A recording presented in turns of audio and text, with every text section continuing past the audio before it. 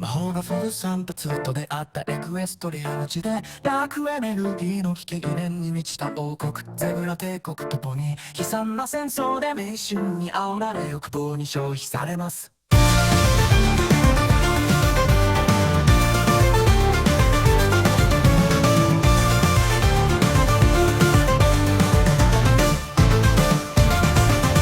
プリンセスらはとても暗い時代に権力を握りトワイライトと友人たちに導かれて後戻りはしません。戦争の残酷な怒りが大地を貪り尽くし、かつて繁栄していたエクエストリアは今では核の荒れ地となっています。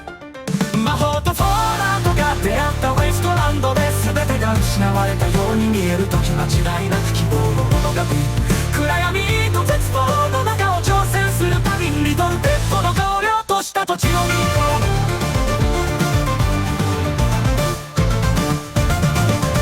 う。シャと呼ばれるバンカー、嵐からの避難所、戦争で引き裂かれたこの世界で活躍するユニコーン、リトルピップ、グランドペガサスエンクレイブ、彼らは空に向かって逃げます。果てしなく続く雲、かつての記憶、ポップスターのベルベット、レメディが忍者のモンモデル、リトルピップはこの荒涼とした世界で追求します。ロックピッキングとハッキング、彼女の芸術を生き延びる。ウェイストランドの危険を乗り越えながら彼女は自分の役割を果たします。魔法とフォーランドが出会ったウェイストランドで全てが失われたように見える時間違いなく希望の物語、暗闇と絶望の中を挑戦する旅にリトルペットの荒涼とした土地を見こう。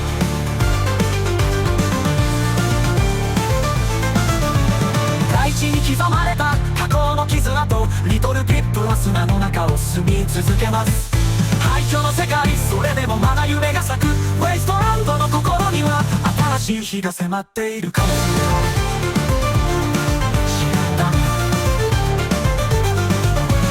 戦争の響きは夜のささやきのように、リトルピップ光を放つビーコン、ウェイストランドの陰に希望が舞い上がり始めます。彼らを一緒に再建し新しい扉を開きます。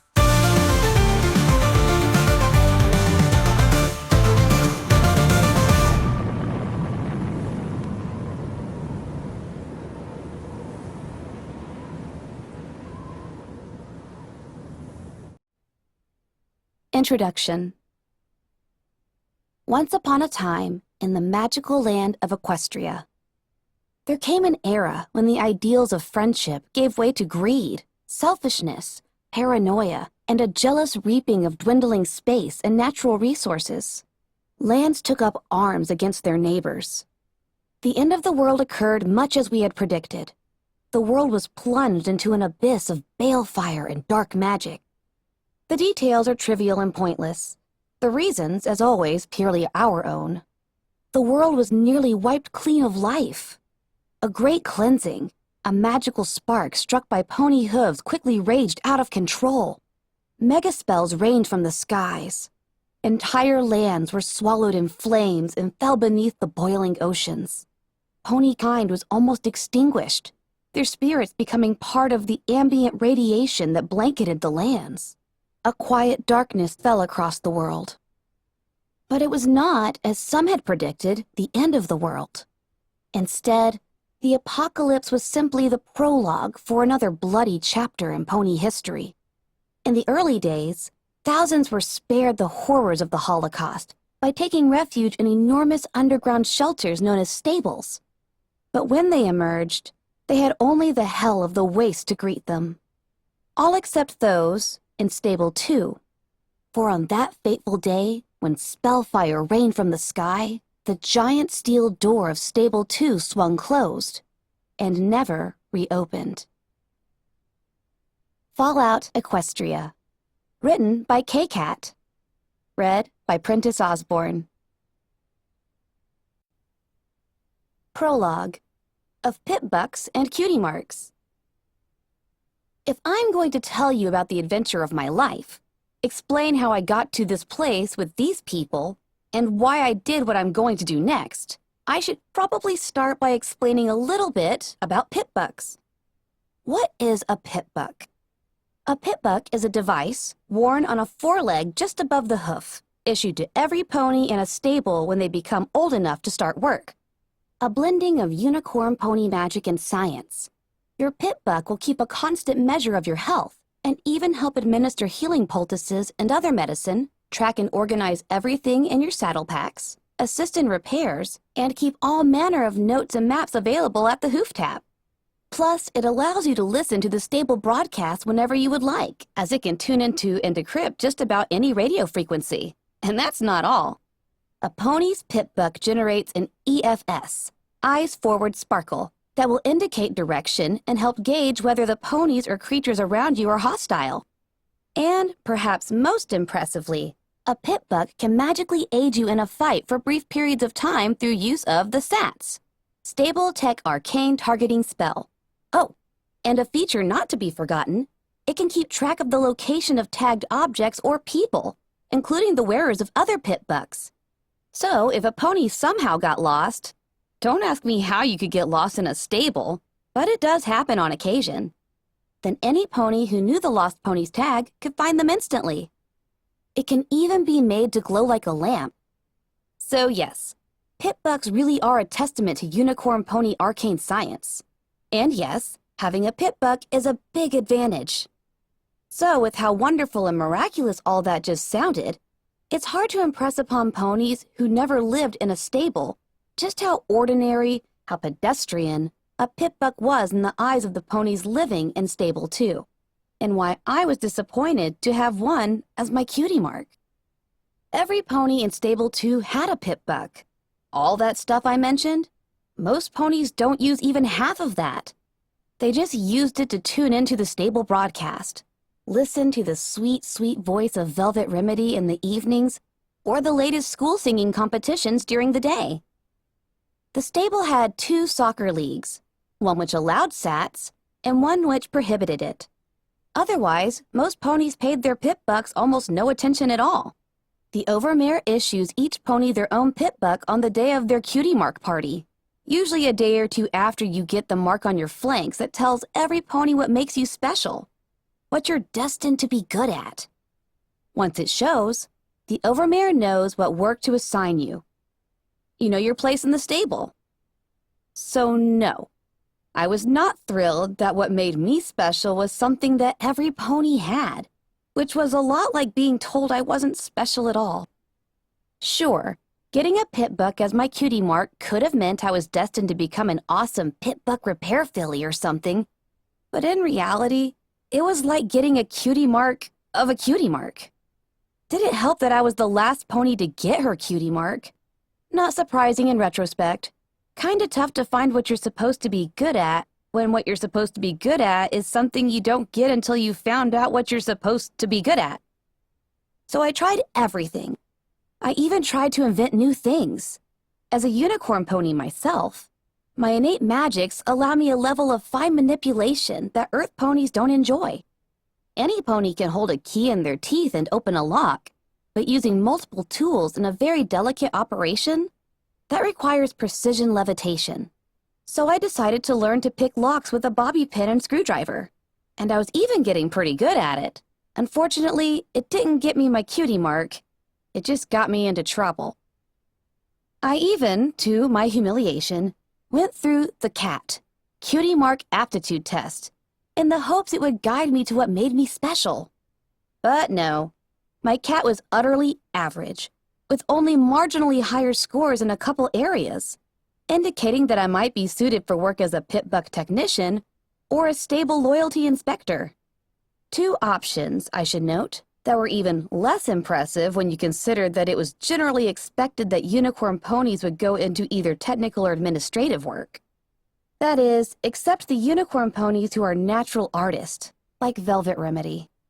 As I said before, our inherent magic allows us the sort of fine manipulation that technical work demands. Likewise, the Overmare and her government were always unicorn ponies. It is the Overmare's unicorn magic, after all, that creates the false sunlight used to grow our underground apple orchard. And while our apples might not look like those beautiful red things in the old books, they are what keep us alive. It was only because they let me try my hooves at both positions that I gained access to a pit buck before receiving my own. Otherwise, I might never have gotten my cutie mark. Oh, my name is Little Pip. Go figure. I was given the name because I was the youngest and the smallest, and even my mother had the good sense not to call me Pipsqueak. Not that I don't love her, but when a filly's cutie mark is a glass of hard apple cider... Anyway, funny how names like that turn out sometimes. Pleased to meet you. Here is my story. Chapter 1. Out of the Stable. Because in Stable 2, no pony ever enters and no pony ever leaves. Gray. The walls of the maintenance stalls were all a very monotonous, dull gray. The particular wall I was staring at had the merit of being a very clean gray. Pit bucks were notoriously hardy and reliable, so being the stable's pit buck technician meant that there were long periods of nothing to do. Being the pit buck technician's apprentice meant that I was assigned all the mundane daily chores while my trainer took extended naps in the back room. Chores like cleaning the walls. This wall needs a mural. I let myself fantasize, picturing the overmare agreeing and ordering Palette herself to turn our entire stall into one of her brightly colorful masterpieces. Palette was the greatest painter in Stable 2, and like every skilled artist, that made her a stable treasure. Life in Stable 2 inevitably began to eat at your spirit. You were born in the stable, you lived your whole life in the stable, you were going to die there, and the course of your life was largely laid out for you to see by your cutie mark party. So the overmare insisted that a new song be added to the stable broadcast repertoire each week, that public areas were brightly painted and adorned with uplifting and motivational murals, that regular parties were planned in the atrium, all in an effort to distract and stave off depression. Reality came crashing back as I stared at the eternally blank gray. Beautifying maintenance areas was tragically low priority already, and the pit buck technician stall was one of the least trafficked parts of maintenance. I felt my ears droop as I started to realize that I'd be staring at this same gray wall nearly every day for the rest of my life. Oh dear, is it really that bad? And there she was. Velvet Remedy, the gorgeous, charcoal-coated unicorn with streaks of color in her white mane, and with a voice as smooth as silk and rich as finest chocolate, was standing in the doorway of my stall. I felt immediately grateful that I had finished the cleaning, and simultaneously ashamed that the room was so beneath her. I couldn't believe she was standing there. I'd seen her on the stage above us at late parties. I listened to her songs incessantly, recording every new one on my pit buck so I didn't have to wait to hear it again. I'll admit it now. I had a crush on Velvet Remedy for years. Me and at least 300 other ponies. My mother used to laugh at that. "Little Pip," she would say, chortling with her friends. "Velvet Remedy's barn door doesn't swing that way." It took me a couple years to understand what my mother had meant by that. And it took me several seconds to process that Velvet Remedy had just asked me something. What? Wonderful response, Little Pip. So elegant. I wanted to dig my way through the concrete floor and pull the chunks over the top of me. She smiled sweetly. She smiled at me. And in that amazing voice, "You looked so heartbroken when I came in. Is there anything I can do?" Velvet Remedy offered to help me. I was shocked back to my senses. Velvet Remedy must have some reason to be down here, some pit buck reason. It wasn't like she would just go wandering around maintenance after all. Looking around, I realized that I was the only pony on duty. My teacher was, as usual, asleep in his office. "Oh, no, it was nothing." I tried to regain composure. "How may I be of assistance?" Velvet Remedy's expression was both compassionate and unconvinced, but she lifted a forehoof, raising her pit buck to my gaze. A more elegant model than mine, with her initials in cutie mark, a beautiful bird with wings outstretched and beak open in song, embellishing it tastefully. I hate to be a bother, but it's begun to chafe. Could you replace the padding? Oh, absolutely! I was already levitating the special keys used to unlock a pit buck from a pony's foreleg. As an apprentice pit buck technician, I had all manner of special precision tools in the pockets of my utility barding. I'll have it done right quick. The pit buck came off with a click. Velvet Remedy chuckled hesitantly, lowering her hoof. Oh no, that's all right. Take your time. I'm going to put some salve on this leg back in my room and rest up for the afternoon. That's right. Velvet Remedy was performing at the Stable 2 Saloon tomorrow night. I would have to polish it up, make it worthy of being worn above her hoof. If I spent all night on it, I could give it a full tune-up, have it running as smoothly as the day she got it, and still have it back to her before the show. All right. I'll have it back to you by this time tomorrow. You won't be disappointed, I promise. She smiled at me again, and all the gray in the world couldn't darken my day. Thank you. And then she turned to go. I watched as her cutie mark disappeared around the doorway, then she was gone. The next day, I was whistling one of Velvet Remedy's songs as I walked down the hall toward her room. Her pit buck was hovering along beside me in a field of magical levitation, freshly padded with the best lining I could find, looking shiny and new. I was tired from a long night of work, but in high spirits. Velvet Remedy was going to be so happy with my work. Turning the corner, I was startled out of my reverie by the mass of ponies gathered outside Velvet Remedy's room. Damn! I was going to have to battle my way through hoofprint seekers and paparazzi. Levitating the pit buck higher, I started to shove my way into the crowd. She's gone! How could she leave? The hushed voices and panicked whinnies around me grew alarming. Why would she abandon us? Gone? Velvet Remedy was gone? And then the words that stopped me cold. I didn't think the stable door even could open.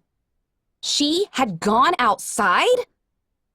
Don't worry, every pony, boomed the voice of the overmare from somewhere in the crowd. I have the tag of each and every pony in the stable. I will personally send out a rescue party. We'll have our Velvet back by the end of the day. Worry not. I felt I was drowning in cold, wet cement. My gaze slowly moved up towards the pit buck floating above me. I lowered my head, slowly trying to back out of the crowd, curling the floating pit buck close. When the overmare brought up Velvet Remedy's tag, it would lead every pony not to Velvet, but to her pit buck sitting in the maintenance. With a thump, I backed into some pony, startling me enough that the levitation field evaporated in a poof, and the clean and shiny pit buck clattered to the floor. Turning, I found myself eye to eye with the overmare. She didn't speak, her gaze turning to the pit buck on the ground, Velvet Remedy's initials and cutie mark clearly visible.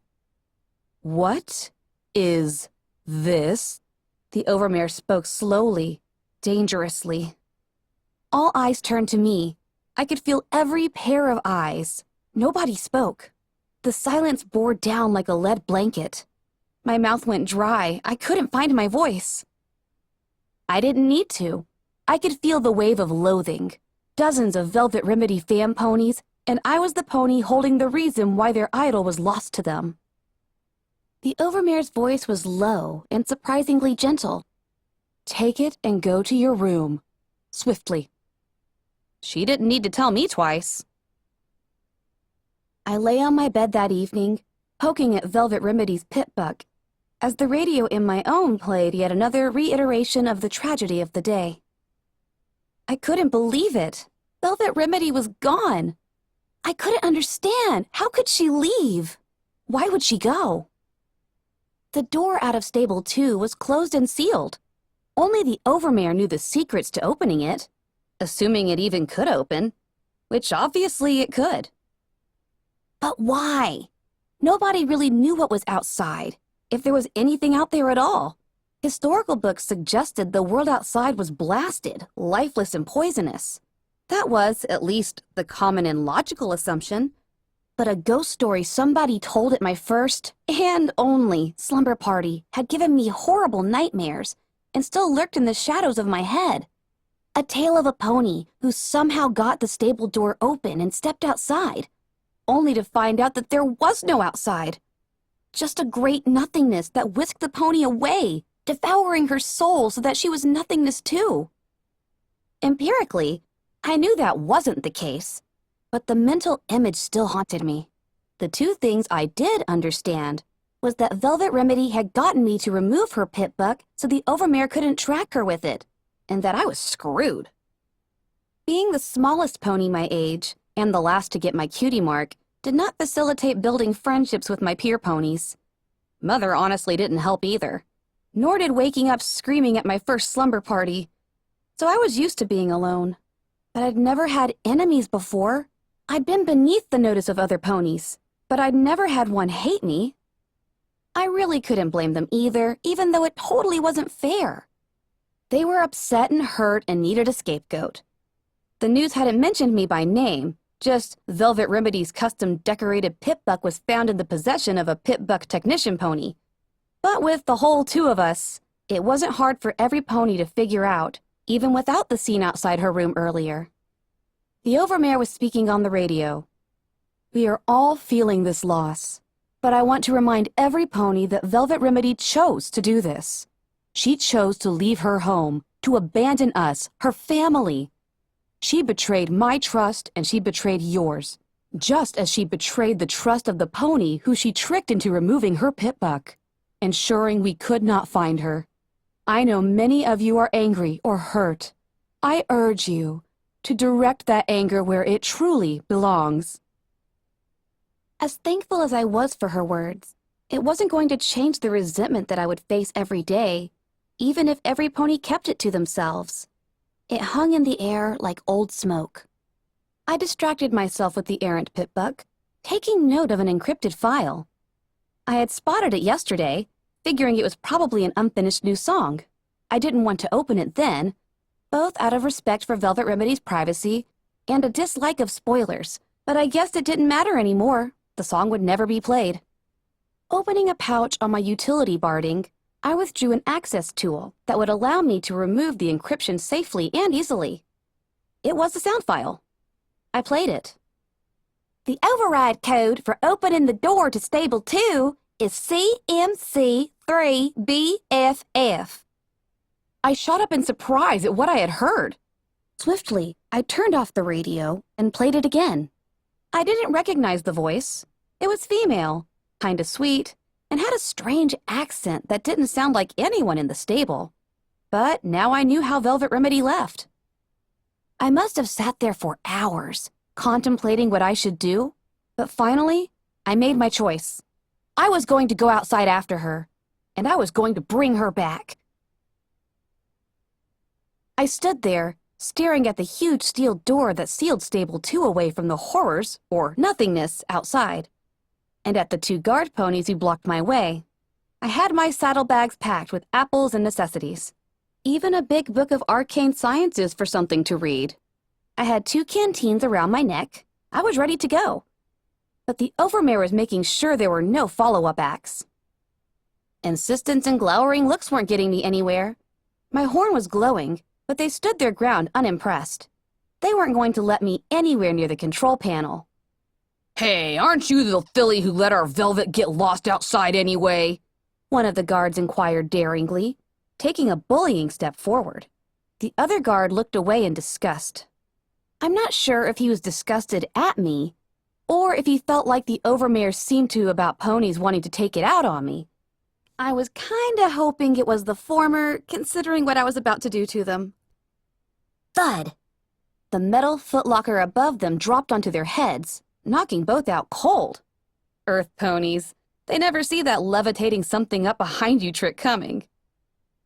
I was at the controls, entering the passcode from Velvet Remedy's pit buck, when the overmare's voice boomed through the nearby speakers.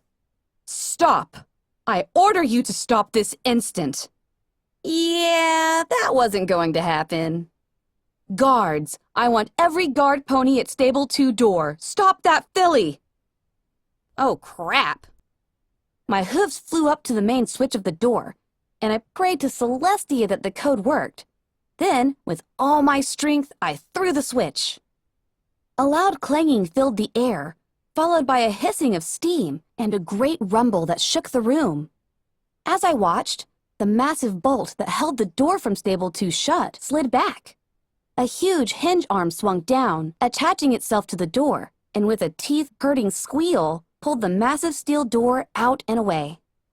Randomly, I found myself thinking in my mother's voice, "Stable 2's barn door doesn't swing that way." The door to Stable 2 wasn't supposed to swing at all. Even though I threw the switch, I was stunned to see it actually open. "You don't have to do this. Little Pip, isn't it?" The Overmare's voice kicked me out of my stupor. I could hear the hooves of galloping guards drawing near. I took a step towards the door. Don't worry, I'll bring her back. "No, you won't. If you leave here, you'll never be let back in." For a moment, the unfairness stung. The Overmare was willing to send out a search party to bring Velvet Remedy back, but then Velvet was special and I was not. Part of me wanted to turn back right there, crawl back to my room and my dreary but safe life. Drawing myself up, I stepped out the door. With a final hiss and clang, the steel door of Stable 2 closed irrevocably behind me. I don't know what I expected to find just beyond the door, but it certainly wasn't this long, dark hallway that smelled of rotting timbers and sepulchral air. I was no longer in the stable, but I wasn't outside yet either. I was in limbo. I turned on my Pip-Buck's light and recoiled with a gasp at the skeletons of long dead ponies which littered the hall. The outside of the stable door was marred from where ponies had slammed on it until their hooves cracked and shattered, trying to get in. Moving forward quickly, I discovered that the hallway opened into an old room with stairs leading up to a horizontal door with a shattered lock. The entrance from the outside world into Stable 2 had been cleverly disguised as the door to a humble apple cellar. And by disguised, I meant that the person who built it had been building an apple cellar. Taking a deep breath, I trotted up the stairs, swung open the cellar door, and stepped outside. Footnote: level up. New perk: Cherchez la Filly. Plus 10% damage to the same sex and unique dialogue options with certain ponies.